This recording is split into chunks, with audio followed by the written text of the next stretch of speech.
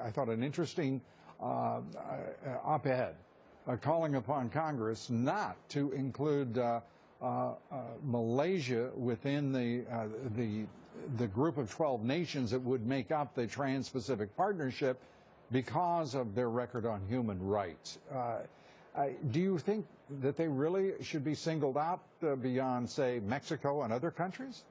Well, they're far beyond Mexico and other countries, and I think that's the troubling thing for me. Out of 194 countries, the lowest 10%, Malaysia is in that, along with Iran, North Korea, Syria, some of the most horrific things. And what breaks my heart, honestly, Lou, is that we have forced labor. Some industries, as much as 1/3 of their workers are forced labor, right. and we wouldn't tolerate that in our own backyard.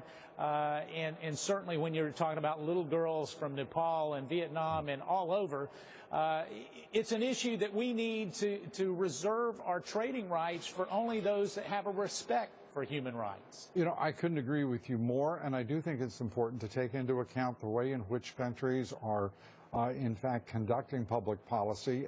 For example, in Mexico, sending 10% of its population to the United States illegally. It is because of extraordinary discrimination in that country, if you will, a form of racism within Mexico that goes without mention by the national liberal media, or certainly by this administration. I would like to just show you a chart of Mexico and why I think it's interesting that it gets a free pass by this administration, and for a reason. Look at the comparison between Malaysia, and I want to point out that Malaysia has basically a fourth the population of Mexico. Mexico's population, I think many people will be shocked to know, has risen to 120 million people. Malaysia, just about 30 million. 600 murders in Malaysia.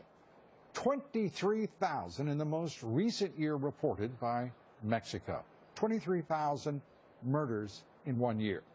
Kidnappings, there's no data. But we do know in Mexico, by most estimates, 105,000 over the course of 1 year.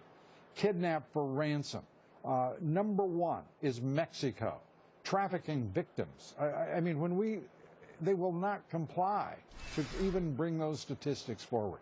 The list goes on. We are dealing with a delusional administration that is trying to project its own delusions into an illusion for the American public. Can we fix that?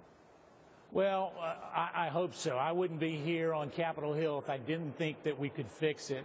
But first, what we have to do is make sure that we read the bills that we sign.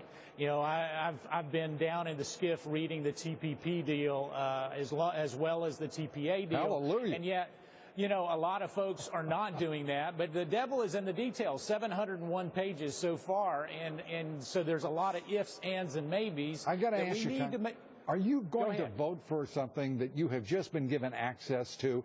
Are you really going to vote for something that we know?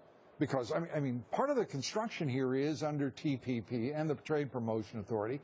Part of the hang-up here for people has been the fact for trade adjustment assistance, which means people will lose jobs, and that is a counterweight to it, supposedly.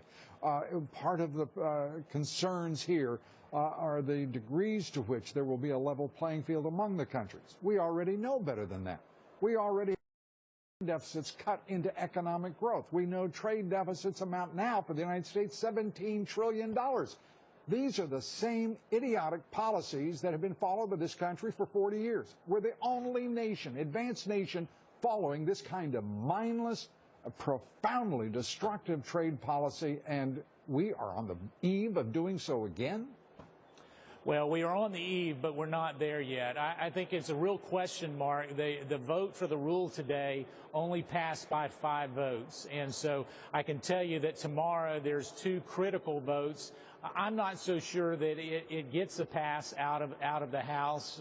Right today, if the vote were held this evening, the answer is no. So they're scrambling around trying to do it, as you mentioned, with people from the executive branch coming here to Capitol Hill to try to twist some arms.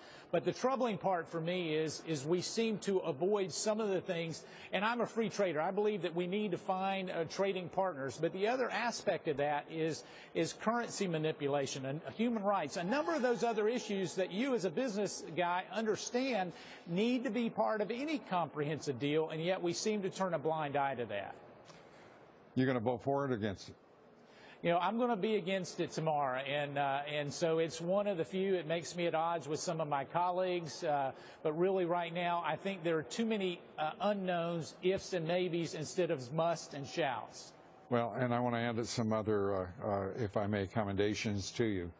Bucking the Chamber of Commerce and the Business Roundtable, who seem to have subsumed the leadership of the Republican Party, certainly in the House and the Senate. You're showing you're a profile in courage, Congressman, and we respect that and appreciate it. Well, thank you so much. I appreciate you having me on, Lou. Thank you so very much. Thank you. Congressman Mark Meadows.